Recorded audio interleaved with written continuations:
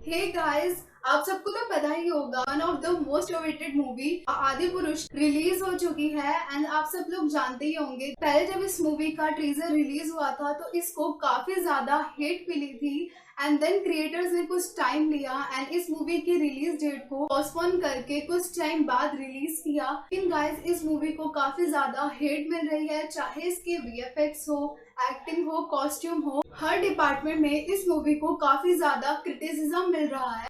आपको बता दूं, इस मूवी को बैन तक करने की बात हो रही है। विष्णु गुप्ता जो कि नेशनल प्रेसिडेंट है हिंदू सेना के, उन्होंने प्ले फाइल किया है दिल्ली हाई कोर्ट में इस मूवी के अगेंस्ट एंड उन्होंने बोला है कि इस मूवी में हिंदू कल्चर का मजाक उड़ाया गया है और इस मूवी से राम, रावण, सीता एंड हनुमान के कुछ ऑब्जेक्शनेबल सीन्स को भी रिमूव करने की बात कही है। उसी का रिप्लाई देते हुए रिपब्लिक टीवी को दिए गए एक इंटरव्यू ने movie director Om Raut and writer Manoj Muntashir का आप ये क्लिप देखिए। डायलॉग है, तेल तेरे बाप का, आग भी तेरे बाप की और जलेगी भी तेरे बाप की। अब ये जो डायलॉग है जो हनुमान जी ने कहा है लंका दहन के सीक्वेंस में, तो लोग कह रहे हैं ये बहुत एक तरह से भड़कालू है और ओवर सिंप्लीफाइड है। क्या हनुमान जी ऐसी भाषा का कभी प्रयोग कर सकते हैं? देखिए, हम सब रामायण को कैसे जानते हैं करना, मैं रामायण कैसे जानता हूं और आप भी शायद ऐसे ही जानते हैं और ओम भी ऐसे ही जानते हैं। हमारे यहाँ कथा वाचन की भी परंपरा है, एक तो पढ़ने की परंपरा है और दूसरी वाचन परंपरा है। रामायण एक ऐसा ग्रंथ है जिसको बचपन से हम सुनते आ रहे हैं। अखंड रामायण होती है, पाठ होते हैं, कथावाचक होते हैं। मैं एक छोटे से गांव से आया हूं। हमारे यहाँ दादियाँ नानियाँ जब रामायण की कथा सुनाती थी तो ऐसे ही इसी भाषा में सुनाती थी।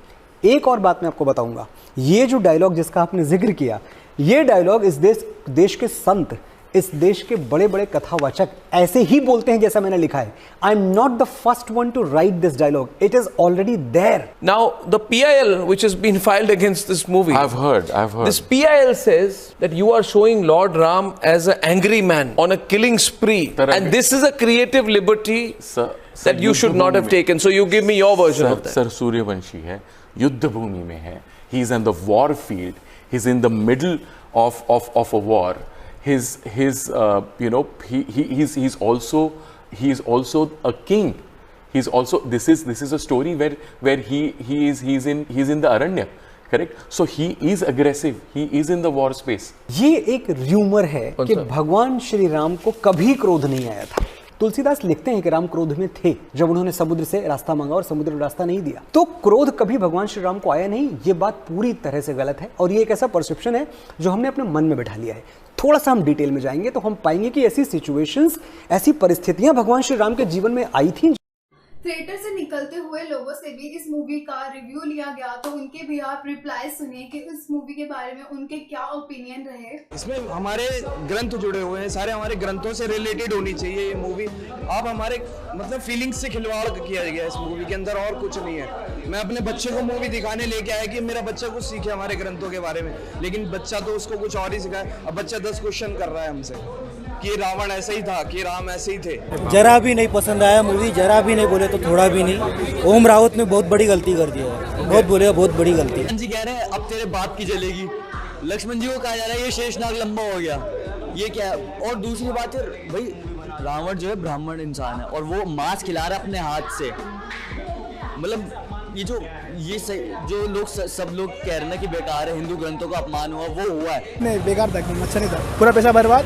हम लोग भाग रहे टिकट लिए थे, सेकंड हाफ में नीचे आ गए। क्यों? लेकिन क्या हो गया? मतलब एकदम रावण का लंका पूरा 600 करोड़ खर्चा किया है। कुछ नहीं, हम लोग खुद का पैसा वसूलने आए, 150 रुपए देके आए, कुछ वसूल नहीं पैसा। तुम्हारे बुआ का बगीचा है, घूमने आए। हनुमान जी आते ना, वाटिका जाते हैं, उनको ऐसा अंगूठी निकाले दो, बोलते हैं तुम्हारे बुआ का बगीचा है, घूमने आए। पता नहीं क्या पागलपंती बना रखी है, ये तो बस लोगों को बेवकूफ बनाने के लिए मूवी यहाँ पे दिखा रहे हैं।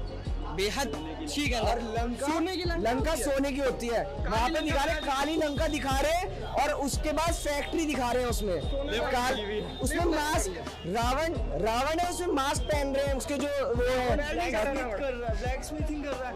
ऊपर से डायलॉग्स इतने खराब, तेरे बाप की लंका जलेगी, ये हनुमान जी ये डायलॉग ले रहे हैं और शेषनाग को लंबा कर दिया। ये डायलॉग्स मजा नहीं आया। Why what happened? बिकॉज एक तो उन्होंने अडेप्टेशन बहुत ज़्यादा ही कर लिया है और काम वीएफएक्स तो दूसरी बात है, लेकिन उन्होंने जैसे कैरेक्टर अडेप्ट किया ना, वो रामायण को डिपिक्ट नहीं कर रहा। मोस्ट प्रोबेबली आप सब ने रामानंद सागर की रामायण देखी होगी। उसमें श्री राम का रोल करने वाले एक्टर अरुण गोविल ने भी इस मूवी पर अपना रिएक्शन दिया। इतनी अच्छी हमारी संस्कृति का एक धरोहर है रामायण, हमारी आस्था है, उसको लेकर इस तरह की बातें हुई हैं, इस तरह की चीज़ एक बनकर आई है, तो फ्रैंकली स्पीकिंग मन को ख़राब लगता है, मन को ठेस तो लगती है। तो उनका जो स्वरूप हमारे मन में है, उसको उसके खिलाफ जब हमें कुछ और स्वरूप देखने को मिलता है तो हमें ठेस लगती है। मुझे बस एक बात बेसिकली नहीं समझ में आई है कि जो स्वरूप हमारे पास है इतने बरसों से, उसमें क्या खराबी थी? वो खराब लगता था वो स्वरूप। उस स्वरूप के साथ हमारी आस्था नहीं थी क्या? क्या हमारी आस्था कम हो रही थी उस स्वरूप में? नहीं। तो नया स्वरूप लेकर इसके साथ एक प्रयोग करने की क्या आवश्यकता क्या थी?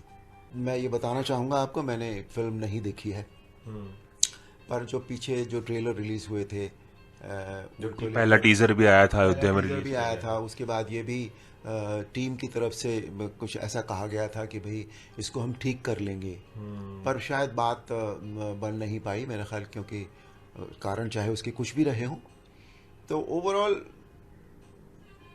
अच्छा नहीं लगा। So guys that's it. आपका इस मूवी के बारे में क्या ओपिनियन है कमेंट सेक्शन में जरूर बताना, एंड वीडियो को लाइक करना एंड अपने दोस्तों के साथ शेयर जरूर करना। तब तक के लिए गाइज बाय।